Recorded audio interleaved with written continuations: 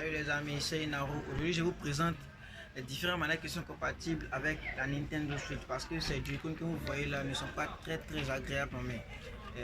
C'est parti. Je le disais, je vous présente aujourd'hui les différentes manettes qui sont compatibles avec la Nintendo Switch, à part ces Joy-Con que vous voyez là. Parce qu'elles ne sont pas très agréables en main. C'est parti, je vous présente les deux manettes rapidement. En première position, on a cette manette là que presque tout le monde a chez lui à la maison. Pourquoi? Parce qu'il veut utiliser cette manette pour jouer avec son téléphone. Cette manette est compatible avec Android et bien sûr Nintendo Switch. Je vous montre tout de suite la manipulation pour connecter la manette avec la console. C'est parti. Alors pour le faire, vous allumez votre console. Évident. Bon, je suis en pleine partie de Red Dead Redemption. Obligé de connecter ces misérables Joy-Con.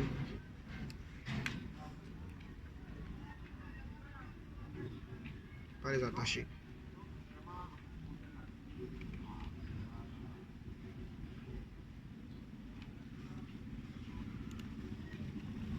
Attendez que je fasse la manipulation vite et je vais. Voilà, j'ai fini de faire la manipulation. Voici ces fameux Joy-Con qui ne sont pas très faciles de prise en main. Je vous montre tout à l'heure comment connecter la manette dont je vous parlais, cette manette là. Alors c'est parti. Attendez que j'éteigne les Joy-Con d'abord. Voilà, c'est fini. Bon, pour connecter cette manette là, c'est très simple. Hein. Vous appuyez sur le bouton Home et le bouton que vous voyez juste en bas là. Le gros bouton là. Vous appuyez les deux en même temps. Vous allez dans les paramètres. Juste tout en bas, manette et capteur, changer le style, pardon, c'est pas ça. Et tout en haut. Voilà, une fois que ça apparaît comme ça, vous vous calmez, ça va se connecter tout seul. Synchronisation terminée, vous appuyez sur A. Voilà, c'est terminé, c'est tout qui est là. Comme une fatal.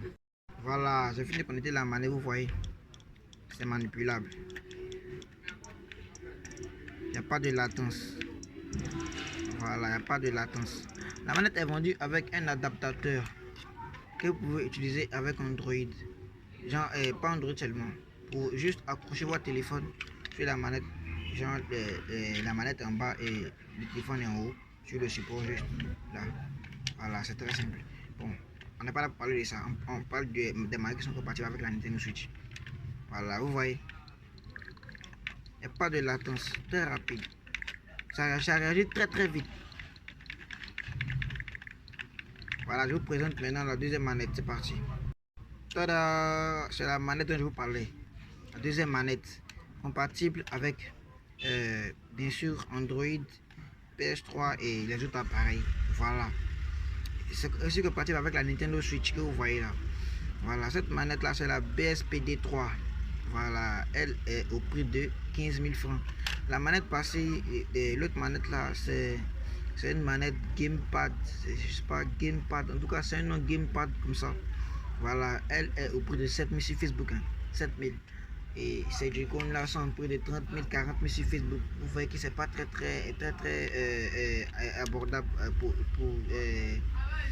l'inconfortable qu'elle donne en prise en main. Voilà. Donc, si vous avez 14 000, vous avez deux de ces manettes là. Deux. Si vous avez 15 000, vous avez deux. Et 30 000, pardon, vous avez deux de cette manette là. Voilà. C'est pas moi qui les vends. Hein. C'est pas moi qui les vends. C'est sur Facebook. Je vous dis juste le prix. Voilà. Donc, pour utiliser cette manette avec la Nintendo Switch, je vais vous montrer comment faire la manipulation. Si vous avez un à la maison, vous appuyez sur ce bouton là. Le bouton pour allumer, pardon. Le bouton pour allumer et sur ce bouton là, pareil comme sur l'autre manette. Attendez, je fais la manipulation et je viens.